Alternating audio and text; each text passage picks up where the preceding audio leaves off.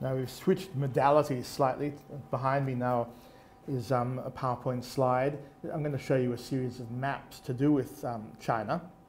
The map that we have up on the moment it's a fairly common map of the People's Republic of China that pretends that Taiwan is part of it, even though it's not at the moment. And it shows the extent of the China along with Mongolia, which was once part of the Chinese Empire.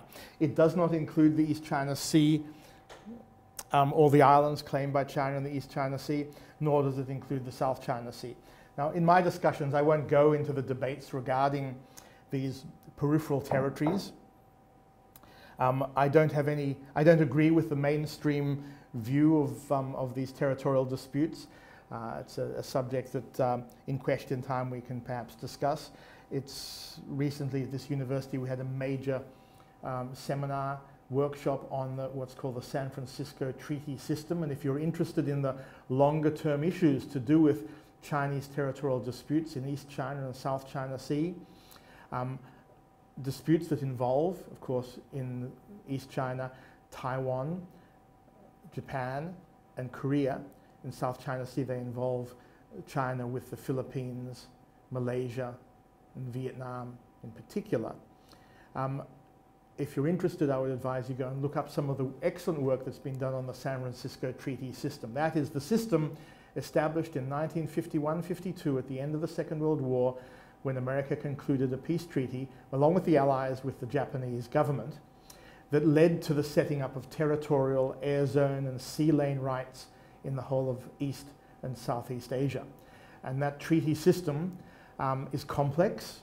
It's incredibly important to understand if you want to understand both the reality of all the claimants in these disputes, the real claims that everybody has, and also the reasons why the People's Republic, as well as Taiwan, are continue to be, and I think with good reason, to be agitated about these territorial issues. Again, we don't have time to go into it today, but these are incredibly important matters that I think are, interestingly, most of the participants today in the discussions and debates don't know the background of how this all came about, and it came about in a very particular era, in a particular way that has led to this extraordinary series of international relations messes that we face today.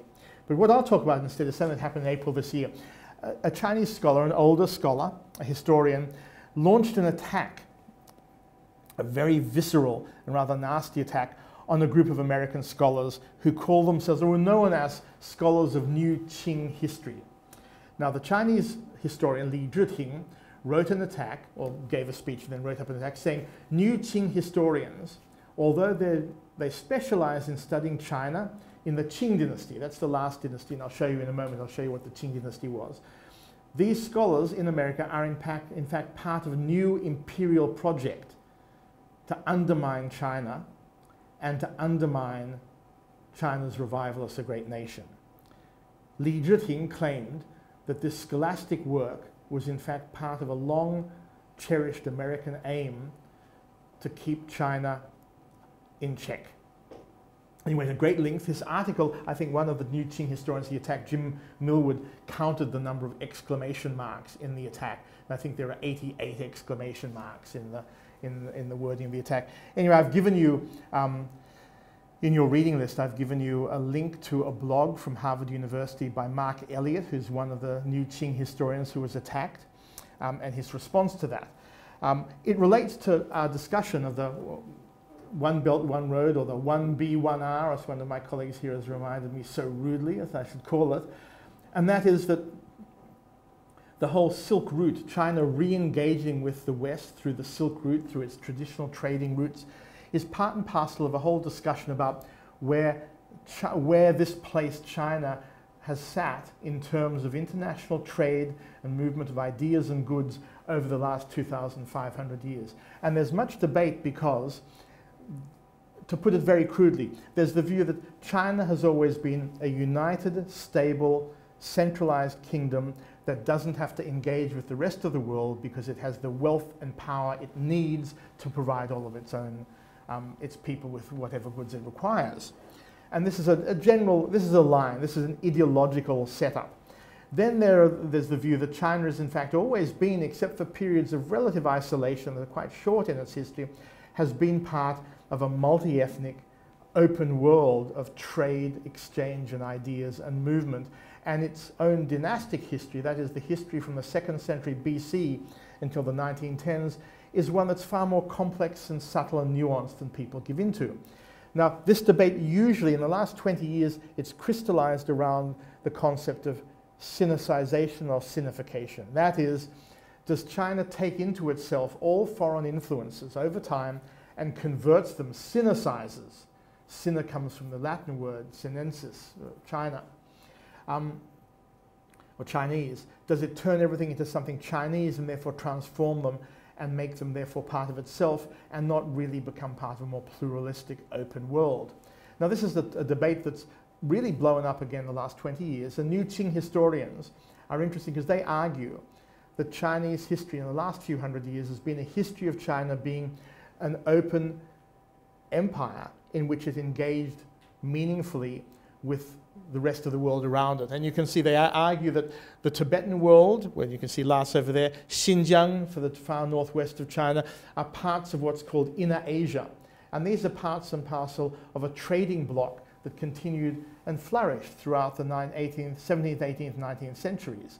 And they argue that Qing history is not a history about an isolated, inward-looking, closed empire, which is a belief that's come about more and more in the last 100 years as it served modern Chinese thinkers to argue we don't want to be closed like the Qing, we want to be open, we don't want to be inward-looking, we want to be engaged with the world. All these arguments have been mounted in the last 100 years or so. They don't actually reflect what Qing history was about, nor do they reflect the type of complex interchanges China had for many, many centuries. Before I go back on with that too far, I'll just run through with you a series of maps that just give you an idea of Chinese history.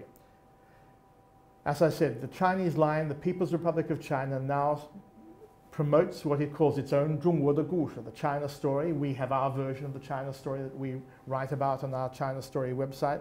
The official Chinese story is one about a unified empire or a unified country that's existed, a civilization that's existed for 5,000 years, that's taken other elements into it, but has basically been long-term, stable, unified, and concerned with social harmony and long-term imperial or dynastic unity. These are all nice myths. Every country, America or Germany or Italy, Australia, all countries promote these wonderful myths about their nations. This is the way nations tell stories to themselves. These stories tend to usually have a lot of lies in them because reality is complex, disheveled, and messy, and you have to get rid of all that stuff to have a nice, clear narrative.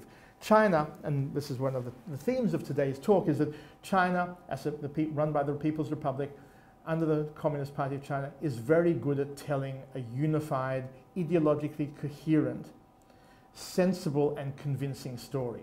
Now, that does not mean it's true, it's right, or it's helpful in us understanding Chinese reality. That's a whole other matter.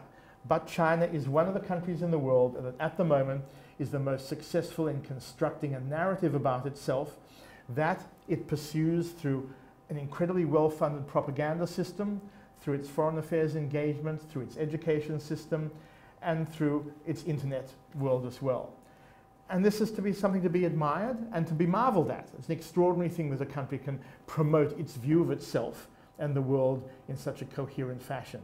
And that's why we here in the center take it very seriously, and we spend so much time doing our yearbooks and our website work and so on and so forth.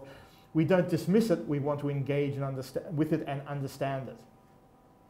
Anyway, to take you through a few of the maps. So China, I'll just start with this. This is the first dynasty.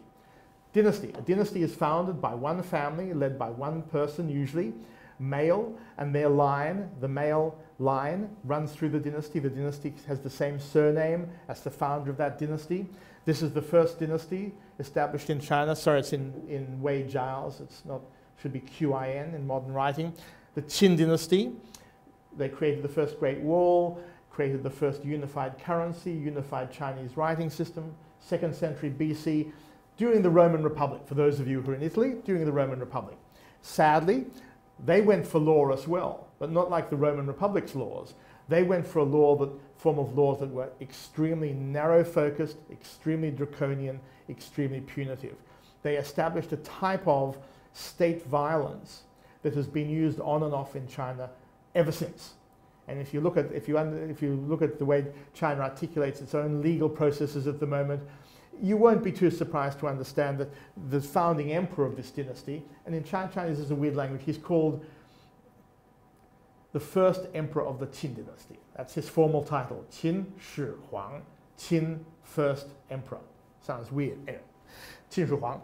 Qin Shi Huang is admired by the Chinese government today. Chairman Mao, founding chairman of the President of the People's Republic of China, praised Qin Shi Huang for his strength as a ruler, for the fact that he got rid of noisy, querulous, and troublesome intellectuals, and he burned useless and dangerous books.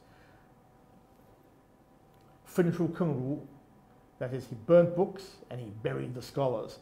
Chairman Mao once in the late 1950s famously said, oh, Qin Shi Huang killed a few hundred Confucian scholars and thinkers. Ha! We've got rid of 200,000. And there's a great round of applause at his statement. So Qin Shi Huang is still admired in China. If you've seen the Zhang Yimou movie Hero, you'll know that film is about the Qin Emperor, the great unifying hero of China, the man who creates a concept, well, who gives political form to a concept that has revived in China in recent times and is very powerful, the concept of Tianxia, all under heaven, all in my empire, all that exists. Anyway, we won't go on further with that dynasty. If we want to talk about dynasties a bit further after a little break, I can do so. I just want to show you the changing form of some of China's leading dynasties. I would point out there are 24 recognized Chinese dynasties, and some are small, some are very large. They change in scope and style. They're not all the same peoples. They're different, run by different peoples. They have similar ideas underpinning them, but they move through time. And I'll just show you some of the most famous dynasties, and you'll see just the territorial changes, just to give you an idea of how, at least how fluid territorial claims of dynasties are. That's the Han dynasty, one of the great dynasties that ruled through two versions. There are two versions of the Han, a former and a latter Han. It lasted on and off for 400 years, an extraordinary period in which many of the things that we regard as being unique to Chinese civilization, politics, rule, culture, and language were solidified and became stable. The Tang dynasty, which reigned some 400 years later, is regarded as the most worldly engaged. You'll see that its territory includes this corridor over to the west. The Tang dynasty was most directly involved with what you'd call the pre-One Belt, One Road world of China, a massive trading dynasty with many people in the royal family and famous writers who were not from what's called the Central Plains or Central China, but who came from the north or northwest of China, or what we call China today, people of different ethnic backgrounds and different mixes. In fact, China from its very start has been a place of numerous cultures, numerous ethnicities, numerous belief systems and linguistic behaviors. Any belief that China has been some unified, solid, ultra-stable system is, as I said, a convenient and mostly modern myth. Northern Sung dynasty, which lasted from the 960s to the 1120s, it was invaded and it collapsed, and other dynasties took over. A number of other dynasties occupied the north. The Southern Sung dynasty was established with Hangzhou as its headquarters.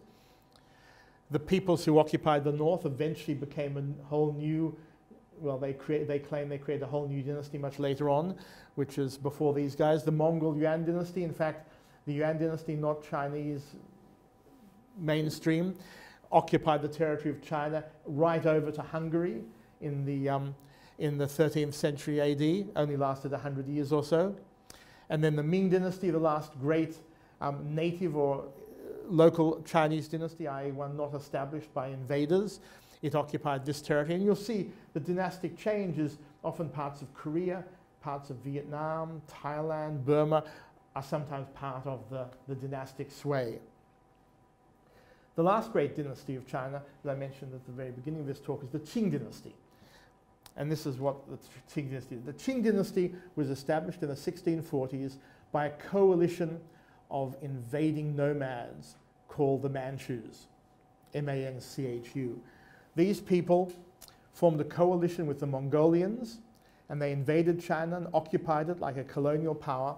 And they, through marriage and through warfare, from the 1640s and through the 18th century, expanded China, and through marriage and through religious affiliation, they expanded China to incorporate Tibet, and a place that they conquered and they called the New Territories, or the New Frontier, a place that we know as Xinjiang, which in Chinese, name in Chinese, in English, Xinjiang is literally the New Frontier. This was incorporated into China in the 1750s, 60s, and 70s. It also incorporated what is now Mongolia. So if China was really going to go territorial crazy, and the People's Republic really, really, really cared about its lost territories, it would claim the whole of Mongolia, and it would claim a whole pile of Siberian Russia. It doesn't do so. So just be aware that the bombast, the extreme territorial claims of the People's Republic are limited by certain realities. They'd love to take Mongolia. Chairman Mao decided not to claim it in the 50s because Stalin convinced him not to. And the Chinese ceded territory. They gave up territory to the Soviet Union. They gave up territory to North Korea. They gave up territory to Vietnam, to Burma. They're still disputing territory with India. But if you're interested, you can go and look up. There's great work by one of the leading Chinese historians, a man called Shen Zhihua, S-H-E-N-Z-H-I-H-U-A, Shen Zhihua, published in January this year in an academic journal, a major article on all these territorial disputes and how China lost in every single one in the 50s, 60s, and 70s and gave up great swathes of territory. Shen Zhihua, by the way, on our China Story website, we have a major biography of Shen Zhihua, man who, academic, later charged of being a criminal, denounced, jailed, got out of jail, became a multimillionaire through trading in gold, used his personal fortune to buy Russian archives, and has become now the leading historian and specialist on China's Cold War history. Fascinating character. If you want to know about some of these more difficult issues, go and read a real scholar. Never believe the mainstream media, whether it's international media or the Chinese media. It's all just stuff. Go and read some real scholarship. That's what we do. We try and actually work out what actually happened. Things do happen. There are facts. There are reality. You can look it up. You can check. You can learn. Just don't be swayed by the propaganda of any part of the argument, whether it's Abe Shinzo's Japanese version of propaganda, whether it's Xi Jinping's China story, whether it's the American account of the post-World War world, whether it's the Taiwanese KMT account of the world, whatever it is, doubt and go and do your own reading and work it out for yourself.